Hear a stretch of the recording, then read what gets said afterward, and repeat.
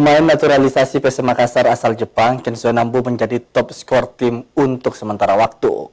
Sang pemain telah membukukan 3 gol dari 4 laga PSM di Liga 1 musim ini.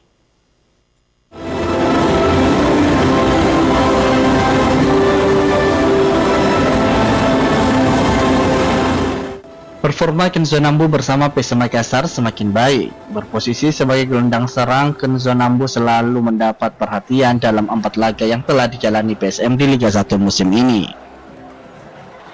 Mempunyai postur yang ideal, pemain asal Jepang ini selalu tampil all out di setiap laga bersama tim Juku Eja. Tidak heran dalam 4 laga Kenzo Nambu selalu dipasang menjadi starter.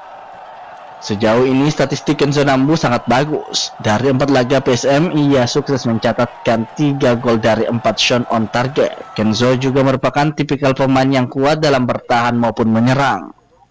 Karakter bermain Kenzo Nambu sangat disukai pelatih PSM Bernardo Tavares. Karena hal itu, sang pemain selalu mendapat kepercayaan tampil sebagai tandem William Pluim dalam mengatur serangan pasukan Rama. Wahyu Saputra, Celebes TV.